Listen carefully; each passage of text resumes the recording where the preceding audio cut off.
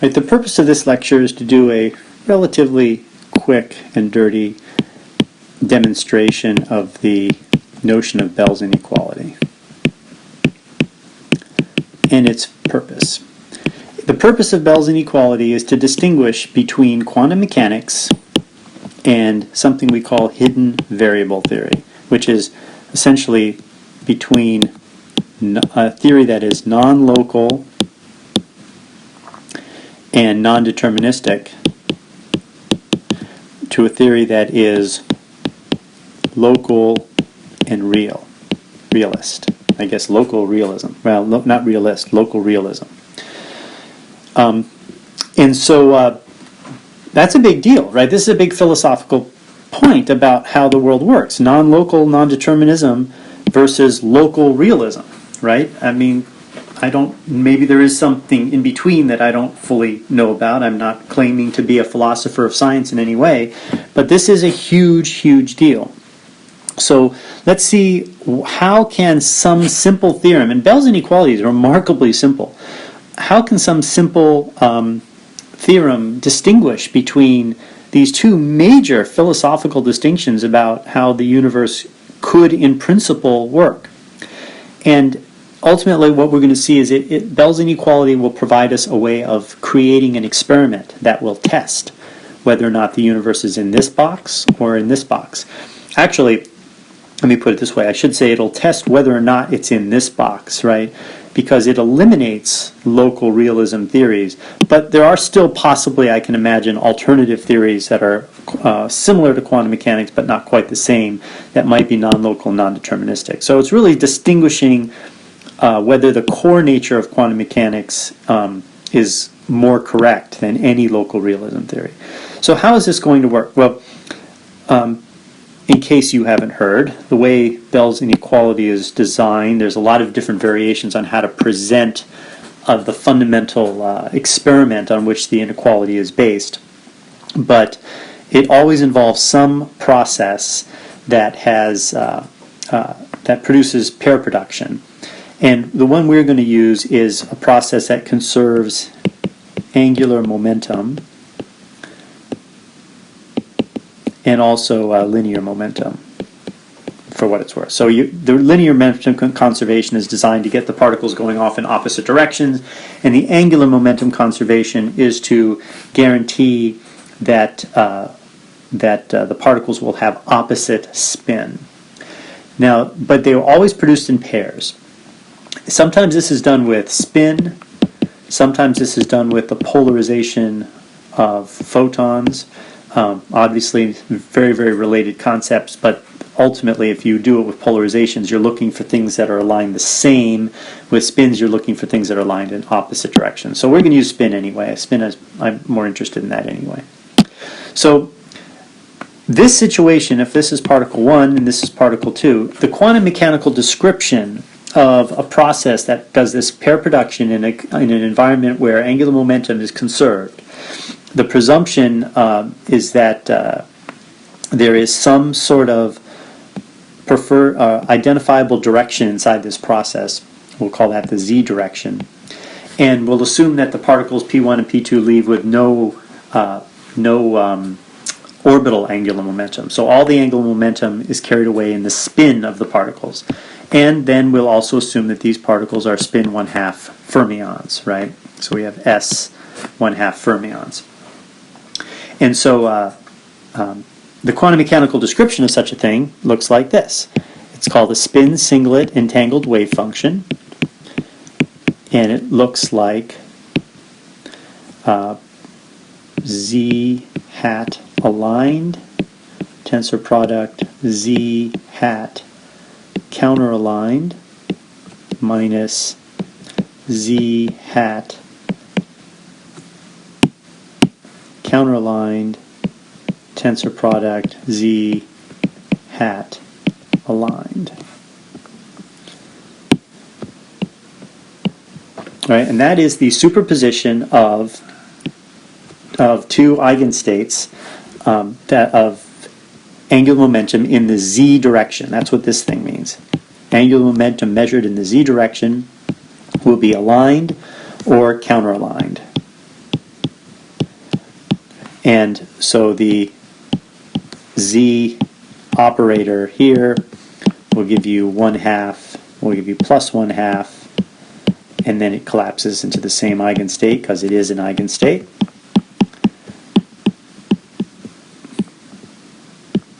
Like that. So that's how these states are defined. And this is just your classic quantum mechanics. Now I wrote this tensor product in here.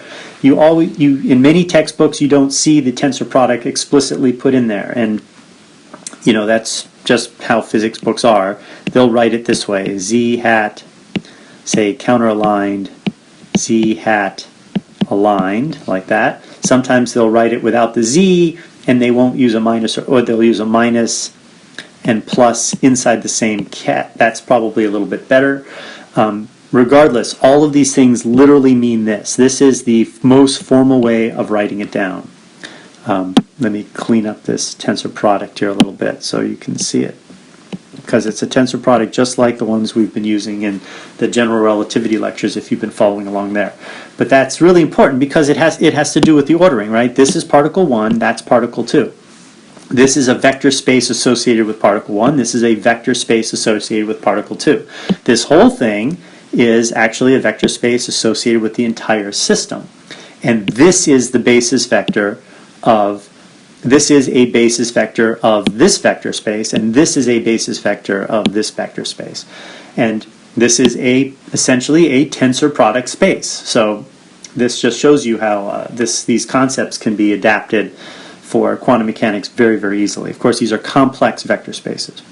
So what this is telling us in your classic quantum mechanics is that when a measurement is made on this system, it's going to collapse either into this eigenstate or into that eigenstate. And I'm going to use the word collapse without apology. I'm going to just lean entirely into the Copenhagen interpretation, which quantum mechanics it's fine to talk about all the results of quantum mechanics in terms of the Copenhagen interpretation. We're not playing around with interpretations. Don't make the mistake that this notion of local realism is some sort of interpretation of quantum mechanics. It's not. It's an alternative to quantum mechanics. The interpretation of quantum mechanics is, what's really happening with this wave function when it collapses, where collapses is in heavy quotes, right? And talking about different possibilities of what that might mean, those are interpretations of quantum mechanics. And we're not really discussing interpretations right now, we're just discussing nothing more than this notion of local realism. So in other words, we can go through this entire exercise using any interpretation we want, but we're going to use the Copenhagen one. So the idea is under the Copenhagen interpretation, this wave function here will collapse into either this state or this state. And a collapse into this state means that particle 1 will be measured with a spin aligned in the z direction. Particle 1 will be measured with a spin aligned, which I'll draw as an up arrow. And particle 2 will be measured with a spin counteraligned. If it collapsed to this state, you would get just the opposite circumstance. You would get the spin counteraligned in particle 1 and aligned in particle 2. And those are the only two choices if you measure in the z direction. Guaranteed. And the other important fact is that collapse doesn't occur until this particle enters this laboratory A and gets measured. And once it enters in laboratory A and it gets measured and it is found to have an alignment aligned with the z direction, then you know this is the state of the entire spin singlet system, because that's the only state that could give you that measurement. This state gives you the opposite measurement. So this state goes away, and this is what you're left with, and ultimately the thing collapses, and now as soon as that measurement is made, you know that you are dealing with the total system collapses into this eigenstate like that. And that is a postulate of quantum mechanics. That's part of the nature of quantum mechanics as a theory, is that after a measurement you are left in an eigenstate of the system, and this is the eigenstate of the system you're left in. And the first particle will be aligned, and this, well, I changed colors here, right? So this presumption is that you get the alignment and counter alignment.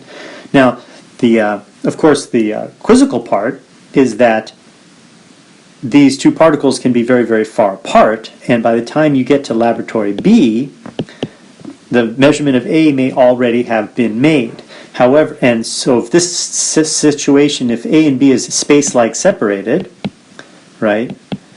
If A and B is space-like separated, then there's no way information from the measurement in A can actually get to particle 2 in time to tell it, hey, you got to be counter-aligned when you're measured by B, right? There's no way for that to happen.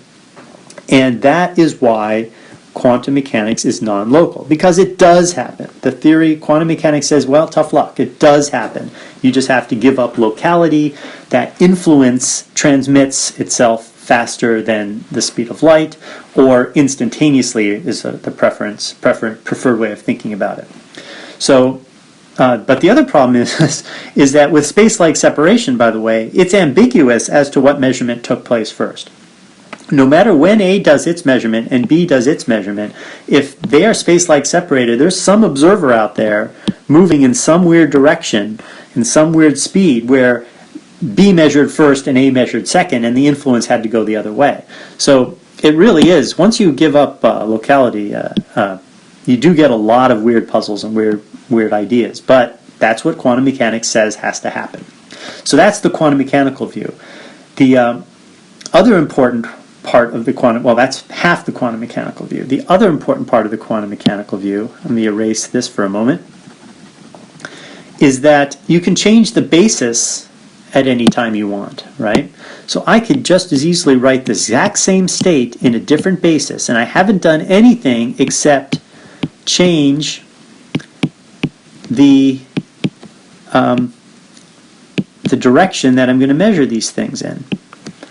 And it turns out I have to end up with this, the wave function will be, well, not the wave function, the ket, the state vector will be exactly the same structure, just with the different direction put in there. You can do a very straightforward basis transformation from here to here without any trouble, and you prove that this state is describable in both of these ways perfectly well. Right? So that now means that that opens up a new possibility for the way this experiment would work. Now I have A and B, very commonly called Alice and Bob in these sorts of quantum mechanics, quantum information discourses. Now this lab can measure either in the z direction, or it can measure in the x-hat direction. And likewise here, you can measure in the z direction or the x-hat direction. And what's important to understand is what kind of correlations you expect if you now give these two labs the freedom to choose which direction to measure in. And we assume that they're out of communication. Let's put them at 100 light years apart. Right? 100 light years between them. So B is randomly deciding whether to measure in z or x, and A is randomly deciding whether to measure in z or x. But it doesn't change the quantum mechanics, right?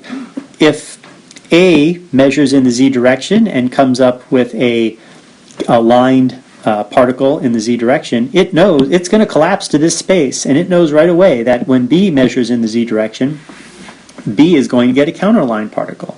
Now, it can't quite tell B this because it's so far away, but B then takes its particle and says, okay, I'm going to measure in the z direction. It's going to have perfect correlation. When they come back and compare notes, they are going to see that when A and B, if A measures in the z direction and gets a alignment, if B measures in the z direction, it will get a counteralignment.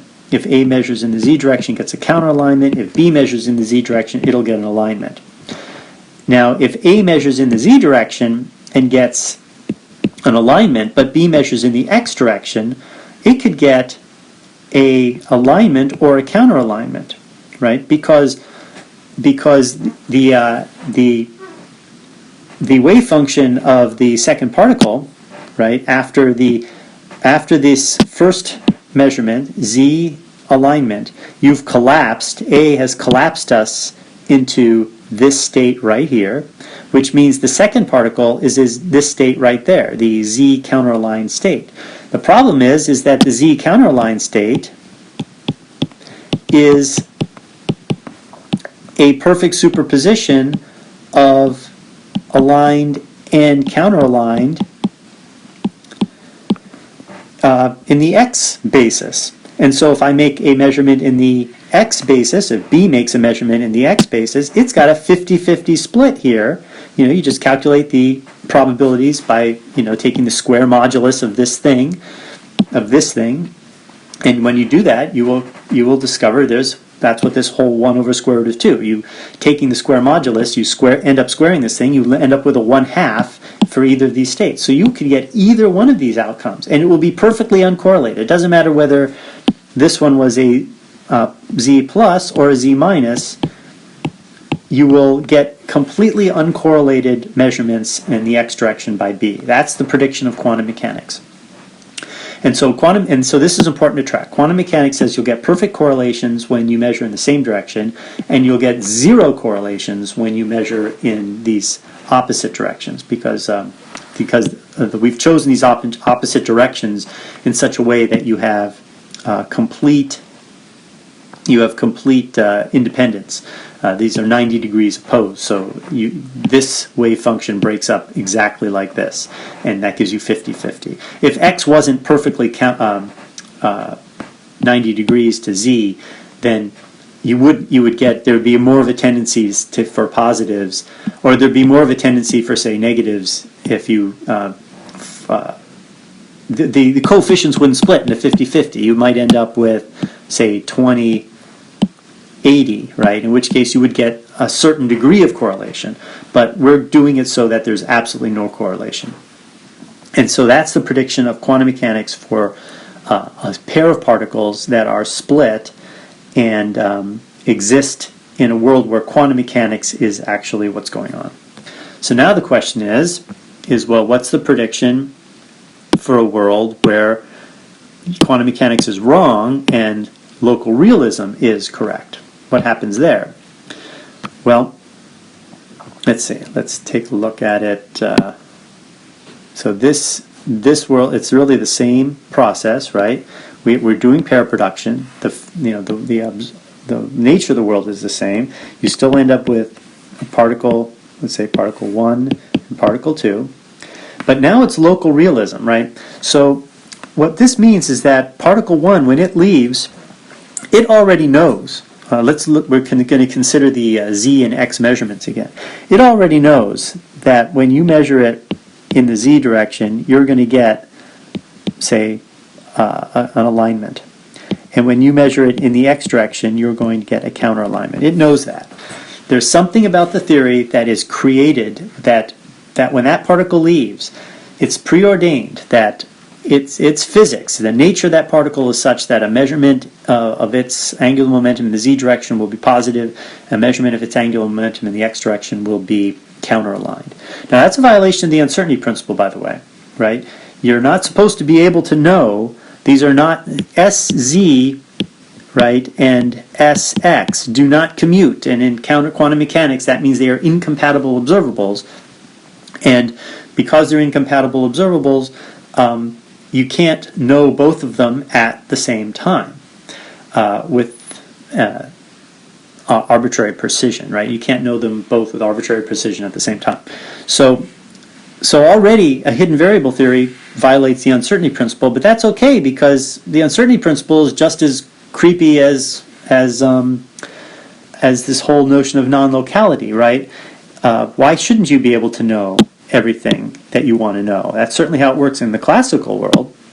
So some hidden variable theory out there says that quantum mechanics is just, it's a mess and it's confusing, but it's only because we just really don't understand the guts of what's going on. So we've got this approximate theory called quantum mechanics. It does a good job predicting stuff, but it's impossible to be right because if it was right, you would have to give up locality and you have this weird Heisenberg uncertainty principle. And if only we knew more, then we would know these answers. So this is essentially a type of particle. This is a type of particle that leaves the production area. But in order to maintain the conservation of angular momentum, which we believe in, we know that the type of particle that leaves over here must look like this, right? That's what would conserve angular momentum. A measurement of the z direction on both would give you a counter an alignment, and would give you an alignment and a counter alignment. This will give you a counter alignment and an alignment. So if this particle leaves, then as particle 1, this particle must leave as particle 2. So now, what happens if you make a measurement? Well, if you enter the lab over here and you measure in the z direction, you're going to get an alignment. And if you go over to this lab and you measure in the z direction, you will get a counter alignment. Now, the problem, though, is not the problem, but one thing you have to realize is that if you measure in the z direction and you get an alignment, it could be that this particle was actually this guy, right? And that its partner was actually this guy, right? So there's two possible populations of particle types that could exist if you measure alignment in the z direction and counter alignment in the correspondingly counter alignment in the z direction. So the hidden variable theory, which tells us that the particle is leaving with absolute certitude about how it's going to respond to a z measurement and an x measurement, gives us two populations, two different types of particles that will give you the same correct or the same measurement for z. And correspondingly, it has pairs that will give you the counter measurement for z. But also know that there's a real neat advantage here, because if I measure an alignment in z, but if A measures an alignment in z, but B decides to measure x, well, B is now measuring x, but we don't know. This doesn't tell us which batch you're in. So B is measuring x from two possible batches. So B is actually going to get pluses and alignments and counter alignments in exact zero correlation, right? Assuming these things are produced in equal amounts, there'll be zero correlation. And that's what we wanted from the quantum mechanics case, right? The quantum mechanics case, there was no correlation if A measured in the z direction and B measured in the x direction. And that's reproduced here, right? This hidden variable theory actually says the same thing. So why bother with quantum mechanics and abandoning locality and playing around with this notion of wave function collapse at an infinite distance and all of those problems? Why don't you just say, no. There's local realism, and here I've just shown. I've just duplicated the quantum mechanic results. You'll get, if A measures in the x direction and B measures in the x direction, you'll get perfect correlation. Guaranteed, 100% every time. Because if I measure this in the x, I know if I measure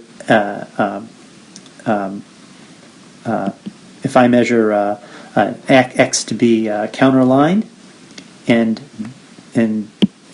with this particle, I know that this guy's going to measure x to be aligned. But if this guy measures z, right, then there's another population that's not depicted here where I will get z to be plus n minus, and it will be completely uncorrelated. So that's all great. So now those are the two competing theories. So right now they're not showing me anything different from one another. So it's almost like quantum mechanics at this point becomes a bit of an ad hoc theory, right, with all of its crazy non-locality. Why would I introduce non-locality if I can create a theory that just says, hey, I'm too stupid to know the truth of what these particles are? I concede that. But scientists are always too stupid to know something. Right now, we don't know what quantum gravity is, right? It's not that we don't think it exists, or that there's no theory out there that could ever explain it, or that gravity probably isn't a quantum phenomenon. We just don't know. It's okay. Science is all about what you don't know. So why not just have this local realism theory, which, by the way, is called hidden variables, right? The idea is that there's something hidden about it that we just don't understand. They call it hidden variables because presumably those things are describable by additional quantum numbers of some kind, although they wouldn't really be quantum numbers, would they? They would be some other kinds of variable states of the system that we just can't penetrate, understand, see, or measure for some reason. And it's not that they can't, in principle, be measured or unseen. I mean, the particle knows what it's all about. So presumably, somehow we could someday learn how to figure out whether this particle was this guy or that guy. We just don't understand this process well enough to know whether it's going to emit this guy or this guy. So the problem, what we don't know, is we don't understand this process. We don't understand the process, the pair production process well enough. If we understood that process well enough, we would know exactly what got emitted from that process. Or if random things get emitted, we'd know at least in what amounts they got emitted. And we would certainly be able to predict those things. That's what the hidden variable version would be. So we could actually write out this hidden variable thing in a little more completeness. We could say you have z hat aligned, x hat aligned, z hat aligned, x hat counteraligned, z hat counteraligned, x hat aligned, and z hat counteraligned, x hat aligned. Right? So there's 4 different types of conditions that these particles can leave, and with giving absolute certainty into what their ultimate results will be when they measure. And of course, these things are paired up in pair production. These two are paired together like that, and these two are paired together like that. So that is how the hidden variable theory will describe this same experiment that quantum mechanics describes. Quantum mechanics uses this wave function, develops this correlation table, and hidden variable theory uses these 4 particles and still describes exactly the same correlation table. So, what is now the significance of Bell's inequality? Good question. So Bell's inequality says, all right, let's take this very seriously. So now we're going to allow for 3 separate measurement directions. We're going to call it A hat, B hat, and C hat. Now these will not necessarily be orthogonal. You know, you could set your detectors, you know, if you produce, you know, if the production process happens with, say, a magnetic field going in the Z direction, and that's where your pair production happens, you can still arrange Stern-Gerlach apparatuses where you're measuring with B fields in arbitrary directions. You know, they may be 90 degrees from each other, they may be 5 degrees from each other. It doesn't really matter. And you don't only have to do it once. You can do many different possible directions. You can set these guys up any way you want. So a hidden variable theory is a pretty aggressive, I mean, it's a complete theory, so it should accommodate all of those conditions. Quantum mechanics certainly can, so the hidden variable theory should be able to. So let's now just extend this to, say, 3 different possible measurement directions. And if you do that, then you have particles of 2 times 2 times 2. You have 8 different possibilities. So let's see, you start with aligned, a particle that is always going to be aligned for these particular 3 directions, a particle that will be aligned for the first 2 and counter-aligned, particle that will be aligned for the first one and counter-aligned for the second 2, then a particle that will be, when is this like this? I want to try to be consistent with my notes here. A particle that is aligned and then counter-aligned and counter-aligned. And then, of course, you have counter-aligned, aligned, aligned. You have counter-aligned, aligned, counter-aligned. You have counter-aligned, counter-aligned, aligned, and counter-aligned, counter-aligned, counter-aligned. Whew. So instead of 4 different particles, now you have 8 different types of particles, right? So these 8 different types of particles, I hesitate to call them types of particles, right? Because, you know, this is still physics, right? So we're still thinking of pair production, which might be, say, an electron and a positron. So they're the same type of particle. The point is that embedded in the physics of those particles are carrying with them all the information they need to know when they leave the process. The particles have embedded in them in some hidden way how they're going to respond to a measurement in each of these directions, right? They already know that when they leave. And so when they leave, they can only carry that information. They can carry a lot of information, presumably, because it's all, remember, it's a hidden variable theory. We don't know the mechanism that it carries the information. We don't know, how this stuff is embedded in it. But we do know that the information exists. So, and that's all we need to know for this proof, right? We don't need to know anything about the physics or the philosophy of how these particles carry this information. We just know that it does. And the reason we know it does is because we're assuming it's a hidden variable theory. We're assuming it's a local realism theory. So no matter how it does, it has to contain this information. So, so this positron, say, somehow knows that, somehow has embedded inside its physics that if it's measured by if its angular momentum is measured in the direction of A, say it's this guy, it's going to come out with a positive spin. If it's measured with B, it's going to come out with a counterline spin. If it's measured in C, it's going to come out with a counterline spin. Likewise, this one would have to then subsequently be in, the one right below it. It has to be in the counter angular momentum class, because it always has to, because remember, it still spins singlet, right? So it has to have exactly the opposite outcomes. So this would, in this case, this would be the positron and this would be the electron. Likewise, if this was the positron, then this would have to be the electron. Or if this was the positron, minus minus plus, I would have to be, this would be the electron. So for three possible measurements, I just have to have three pieces of data encoded inside these particles.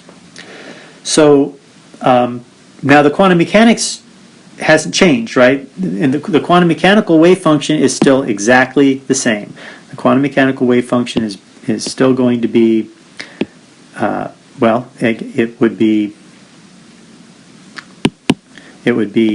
a hat plus a hat counteraligned, a hat counteraligned, a hat aligned, like that, right? 1 divided by the square root. And likewise, the same wave function would be depending. Now you have to actually, to convert this to one of these other alignments, right? That's in the A basis. You could convert this to these other alignments as well, and but quantum mechanics, nothing's changed depending on how many different directions you choose, right? It's always got to be, ultimately, no matter what direction you choose, you've got to still have conservation, and so you'll end up with the same wave function for all of those different choices. Now, one thing that's sometimes a little confusing about how the hidden variable structure works is, well, I know is this issue. We know in quantum mechanics, if we make a measurement in the A direction, that we've collapsed the wave function into this part of the superposition, and we know that the other particle is going to give us the opposite measurement. What happens in this case with say positron is in this state, and we measure A and we get the positive outcome? What happens to B and C? Do we measure this and this for B and C? And the answer is it can't be, because that would be a huge inconsistency with quantum mechanics, because we know that if we collapse the wave function into this state, we've collapsed the positron into the aligned state. The aligned state, we would then have to take that and project onto the B state or the C state and recalculate the probability of measuring B or C, and that will not be uncorrelated. That will be correlated to the degree that B and C are actually aligned with the direction A. So, so it clearly must be that something else is going on in the hidden variable theory when we measure A. It must change the particle now to some other particle that has a new known value of B and a new known value of C and a new population of particles that will then reproduce quantum mechanics again, right? So it's not like these particles are forever stuck with this information, right? The information will change upon, a measurement is a process, right, that affects the positron, right? So when the positron gets measured, yeah, it's going to give, say it's measured in the A direction. It'll give you A, but that measurement now changes what this particle is, and it'll come up with some new local realist result of what the particle is. All right, so now let's ask a question in the local realism theory about the probability of things. Presumably this process here gives us a population of pair production that is consistent with these outcomes. Let's not be too demanding of the hidden variable theory, and let's not demand that it tells us exactly how many. Or let's not demand that it produces equal amounts of each of these. Let's say it produces an n1 number of those, an n2 number of those, n3, n4, n5, n6, n7, and n8, and then the total number we're dealing with is t total. So this is some fractional amount of these things, and we don't. A process should be, the quantum mechanics prediction for these kinds of things is that these outcomes would be generally even. However, let's not demand that the hidden variable theory give us that either.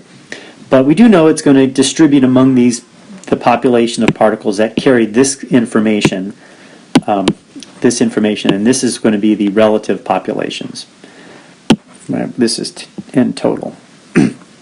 So then we ask the question, what's the probability that the first observer, that is, this is A and B, the first observer measures in the, say he chooses the A direction and gets an alignment, and then the second guy goes into the B direction and also gets an alignment, right? So A gets an alignment and then B gets an alignment. So this is the measurement of A in this slot, and this is the measurement of B in that spot. What is that probability going to be in the local realism theory? And the answer is, well, what are all the possible conditions of these particles that can give you an alignment in the A direction? Well, it's these 4, right? But then of those 4, which will give you an alignment in the B direction when measured at B? Well, being measured at B means you have to be the opposite of A, right? So I need to find B's that are counteraligned, right? So this one is counteraligned and this one is counteraligned, which means that if the particle measured by A was aligned and it was one of these two, then had I measured B, had observer A measured in direction B hat, he would have gotten a counteralignment. Well, that means B would have measured an alignment, which is exactly what this is. So these two here, right, are the two options that would yield the outcome. Observer A measures, I'll just say Alice. Alice measures alignment and Bob measures alignment as well. So the probability of that is going to be the population of 3 type particles plus the population of 4 type particles over the total population. So now I'm going to ask the same question of Alice measures alignment and in the A direction, and Bob measures alignment in the C direction, right? So now, again, alignment in the A direction is one of these 4, but Bob measuring alignment in the C direction means I have to be counteraligned in Alice's particle, which is these two. So it's N2 plus N4, right? Okay. So it's going to be N2 plus N4 over the total. Then I say, okay, what's the probability of Alice measuring in the C direction, right? This is all going to be kind of this transitive thing here, and getting alignment, and Bob measuring in the B direction and getting alignment. I like alignments, I guess. And, well, see, so if I measure in the C direction and I get alignment, I'm here, here, here, or here. But if I measure in the B direction, if Bob measures alignment in the B direction, that means I must be in the counter-aligned, Alice's particle must have been counter-aligned in C. So that's here and here, which is in, let me see, alignment here. I must have been counter-aligned in, no, not in, that's A, and counter-aligned in B, right? So here's C aligned and B counter-aligned, so N7 is one of them. N7. And then here is C aligned and B aligned. This is C aligned and B aligned, so that's not right. It's C aligned and B counteraligned, so it's N3, right? N3. So it's N3 plus N7 over NT. So this is this is one prediction, this is one prediction, and this is one prediction. So notice I'm predicting in probabilities now with a hidden variable theory. So the hidden variable theory, since I'm not demanding that it can, I'm not even demanding that the hidden variable theory can actually tell me each instance of this process what the outcome will be. All I'm saying is, as long as it can tell me what the overall populations or the probability distributions will be of these different pieces of information being carried away by these particles, that's good enough. I'll accept that. It's a weaker constraint on the possible hidden variable theory. So all I'm saying is tell me what the probabilities are. And these are what they are going to be. Remember, the probability that Alice measures an alignment and in the A direction and Bob measures an alignment in the B direction, I can calculate that number because my hidden variable theory tells me these numbers here, right? And so I get what these numbers are. So now the important thing, and I guess I don't know exactly what it was that Mr. Bell actually realized, but because there's so much of this that's important, but it seems like the key point is the following statement, that if you look closely at the way these things are written, if I take the total number of events and multiply by the probability that Alice measures an alignment in the A direction and Bob measures an alignment in the B direction, if I look at what that is, right, that has got to be less than or equal to the probability that that Alice measures an alignment in the A direction and Bob measures an alignment in the C direction, plus the probability that Alice measures an alignment in the C direction and Bob measures an alignment in the B direction. And the reason is, times NT. And the reason is because if you just look at these expressions here, you get N3 plus N4 must be less than or equal to, whereas A and C, N2 plus N4, and C and B is plus N3 plus N7. Right? But you just reorganize this and you get N3 plus N4 is less than N3 plus N4 plus N2 plus N7, which is obvious, right? It's obvious. These are all positive numbers. These are populations of particles produced. So N3 plus N4 is definitely going to be less than N3 plus N4 plus some positive number, right? So this is what any hidden variable theory that's producing some kind of prediction about the populations or probabilities of being in these states, which is very simple demand, right? Quantum mechanics can do it, so we can easily say that if you have a hidden variable theory out there, that if we understood it well enough, could just tell us what information these particles were carrying away with it, in what fractional, you don't even have to tell me each individual event which one is taking it. You just tell me what fraction of the pair production is doing it. Even if you still say it's random, as long as you can tell me how that random number is distributed, and it doesn't even tell me, it doesn't have to be even or anything. All it just has to be is a positive number, or actually it could be zero, these could be zero. That's why this equality is here, right? You could say that it predicts 0, I suppose, for n2 and n7. So if you can do that, regardless of what happens, this expression must always hold. And it always holds basically because these numbers are positive.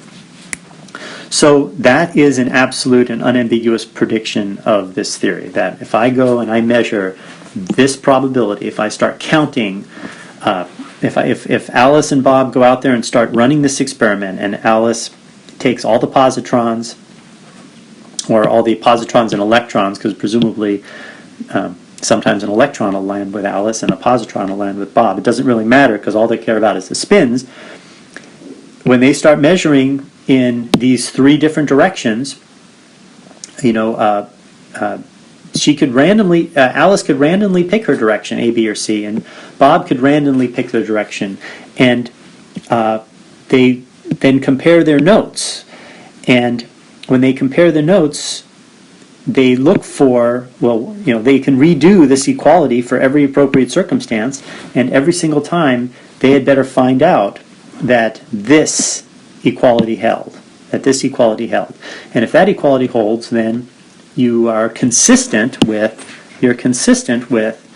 a hidden variable theory. So now the key point of all this is that you can design A, B, and C such that quantum mechanics is not obey this inequality. It violates this inequality. If you choose A and B and C to be in the right directions, and then you set up this experiment, you let Alice and Bob run their experiment, and then they compare their notes, they will discover that this is a violation, that this number is actually bigger than this sum. And that would be absolutely impossible for a hidden variables theory. It's completely possible, however, for quantum mechanics, and that's the next slide. We'll talk about why. So now we evaluate the same thing. Let's say we evaluate the A direction aligned with Alice and the B direction aligned with Bob. Now we're going to do this using quantum mechanics, right? And so the first thing we know is that according to quantum mechanics, this thing, if Alice measures A aligned, we know that Bob is dealing with the state A counter-aligned on particle 2. Right, so we have Bob, we have Alice, particle 1, particle 2. Particle 2 is now quite definitively in the state of counter-alignment. So if we look at this sort of roughly, if we roughly kind of draw up these axes here, if we call this the A hat direction, we know that in quantum mechanics, Bob's particle is going to measure in the A direction would be counter-aligned, but Bob doesn't measure in the A direction. Bob measures in this B direction, which I'll just draw like this. It's some arbitrary direction that's not A, right? And it's not counter A either. And this angle, I'm borrowing all this notation from Sakurai, who's the textbook by Sakurai, who does this, by the way, in case you want to read it. But that angle we're going to call AB, theta AB. So now the question is, well, what's the given that the particle's in this state, which according to quantum mechanics it is, and it is because Alice, by her measurement, forced it into that state because she measured the aligned condition, which forced the entire wave function into this eigenstate, which then of course forces particle 2 into that particular eigenstate. So now when you take that eigenstate A counteraligned, and you measure in the B direction, what are you going to get? Well, it's going to project. A counteraligned doesn't project. I mean, there's no guarantee, right? You have to actually execute a rotation of the coordinate system and reevaluate this wave function in the rotated coordinate system. And quantum mechanics is all about this. It has these things called rotation operators, which actually execute this. So there's this rotation operator D, which will be a rotation through this angle, where the angle, of course, is measured sort of along an axis that's coming out of the whiteboard, and you rotate this guy. And when you rotate this guy, what you're going to get is a new rotated ket, which will ultimately allow you to make the prediction of what a measurement in B would be. And this is all a bunch of angular momentum formalism that is also very routinely done in all these textbooks.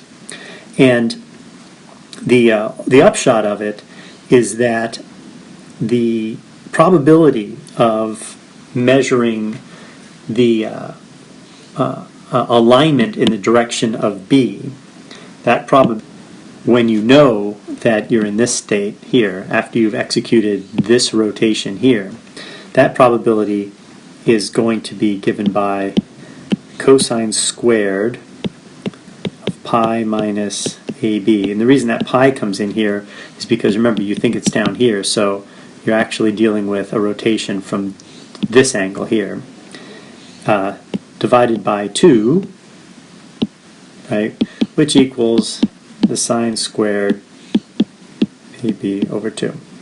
So, and this is a number between 0 and 1, and that is the probability of measuring an alignment in the B direction, given that you've measured an alignment in the A direction at Alice, which means you have a counter alignment in the A direction at Bob, and that's due to collapse, right? That's due to your basic wave function process. So this is the probability that Alice measures alignment in A and Bob measures alignment in B, right? But now don't forget there are two other directions here, right? There is, say, C, right? And then there's theta AC, where the same rules will apply, where theta AC is this angle. And then, of course, there's theta BC, right? These angles here. So from this, you can write down all of these probability statements that we were interested in terms of the quantum mechanical predictions. So the quantum mechanical prediction of Alice getting an alignment and B getting alignment, well, we just figured out that that one was going to be, it's actually, there's a 1/2 here, 1/2 sine theta AB over 2. The probability of Alice getting an alignment and the probability of the probability of Bob getting an alignment in C is going to be 1/2 sine AC over 2, and then the probability of Alice getting an alignment in C with Bob getting an alignment in B is going to be 1/2 sine CB over 2. And these are the probabilities that quantum mechanics predicts are going to occur for each of these pairs of observations. So we've now calculated these probabilities twice.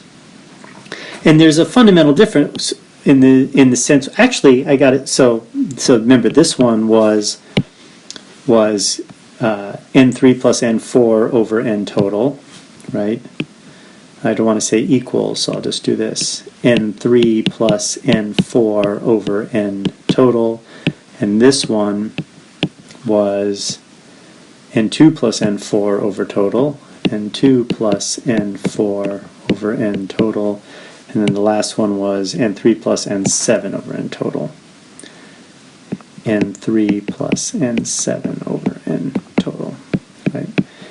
So presumably the hidden variable theory gives us these numbers here, and quantum mechanics, the experimental setup, the combination of the experimental setup and the hidden variable theory will give us these numbers here. Quantum mechanics gives us these numbers just with the experimental setup, right? But they both calculate these probabilities. These are not equal signs, though. So presumably they're going to calculate, well, you know, what are they? Well, that's a good question. Are they going to give you the same numbers? Well, we noticed the first time we did this with 2 measurements and 2 axes, yeah, we designed it so it would give you the same numbers. Here it's not quite so clear whether they give you the same numbers or not. Presumably it should be designed so that they do in fact give you the same numbers. Otherwise they're you know, they should both agree with the experiments, right? The experiments you should be able to measure these things in your lab, and quantum mechanics and hidden variable theory should give you the same numbers.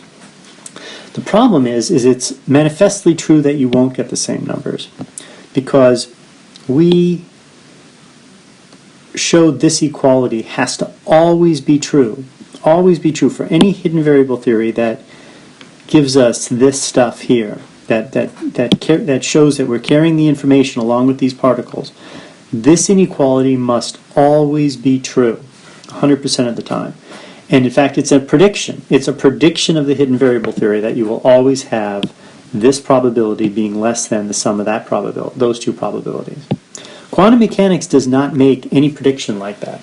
Quantum mechanics just tells you what the value of the probabilities are. It does not predict a certain relationship between these probabilities. And in fact, if you set up an experiment where A is in this, say, this direction, and B is in this direction, and C splits the difference like that, and you call this angle theta, it turns out if you set that up, so maybe theta is the same in both cases, so theta of AB equals 2 theta, and theta of AC equals theta, and theta of CB equals theta, right? So you have this one value theta here, and you're basically bisecting A and B with C, right? And then, so you have what amounts to a rotation about, a rotation from A to B about the axis that comes through the whiteboard, or perpendicular from the whiteboard. If you set it up that way, it'll turn out that if you rewrite Bell's inequality using the quantum mechanical prediction, you're going to get sine theta AB over 2 must be less than or equal to sine theta, wait, these are squares, sorry, these are squares, sine squared theta AC over 2 plus sine squared theta CB over 2. And this is Bell's inequality written with the quantum mechanical predictions of the probabilities that are so important in the inequality. And these quantum mechanical predictions, under this experimental circumstance that I just draw, this is just a mathematical non-truth for theta between 0 and pi over 2. If theta is between 0 and pi over 2, then this inequality here will never be satisfied. So all I have to do is set up an experiment where, very similar to the one I've just drawn here, right? I set up that experiment and check. First, I can set up that experiment and just check if quantum mechanics calculates the correct probabilities. Then I plug those probabilities into this Bell's inequality, and if the inequality is satisfied, well, then there's still a fighting chance for a hidden variable theory to replace quantum mechanics. However, if those observations do not satisfy this inequality, then the very structure of any hidden variable theory, any theory of local realism, which demands that this be always true, will have been shown to fail, and it just eliminates a large class of those theories. So quantum mechanics only predicts these individual pieces. Bell's inequality is what's asserted by local hidden variables or local realism. And the example Sakurai gives is if you choose theta to be pi over 4, then theta AB is pi over 2, and the other two are pi over 4, so you end up with sine squared of pi over 2 is less than or equal to, put a question mark there, of sine squared of pi over 4 plus sine squared of pi over 4, right? Which would be less than or equal to 2 sine squared pi over 4. And the answer is, well, the sine of pi over 2 is 1 over, whoops. So it's pi over 2, so it's pi over 4, then this is pi over 8, pi over 8, pi over 8, right? So so this becomes, I can't. This becomes 0.5 and less than, and this is 0.292 according to the calculation in Sakurai. So that's definitely not true, right? So all I have to do is do one of the most obvious experiments, right? Just put A and B perpendicular to each other.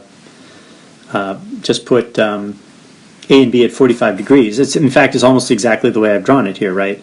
If this is 45 degrees, it's a little bigger in my picture, then if I run that experiment, I should get numbers here that just don't jive with Bell's inequality, thereby eliminating those hidden variable theories. Now, I won't go into, I did have the good fortune of meeting a person who actually conducted this experiment and talked a lot about the ways it was done. There's many versions of this experiments out there. In fact, one was done not too long ago, maybe weeks ago. They always have some experimental loophole that we certainly haven't talked about the different loopholes here. This isn't a technical lecture about how these experiments can be conducted. One of the problems is that measuring these probabilities, you have to have a certain degree of confidence in your detection process, right? You may miss detections. Electrons will go through that you won't see, or if you did it with photons, that's more likely even that photons will go through that you don't see. And so the question is maybe those photons you don't see carry some of the correlations away with them and things like that. But also it may be that you didn't quite get far enough, or when did the measurement actually start? And then there's all kinds of loopholes that people have invented for this, but they're more and more bizarre, and they actually are now tending to demand things that are even stranger than non-locality. There's this one called superdeterminism, which is just completely off the wall. But hey, off the wall doesn't mean it's impossible, I suppose. I'm not a philosopher of science. But anyway, take it or leave it, this is how Bell's inequality kind of really strikes to the heart of the most conventionally likely, straightforward versions of local realism.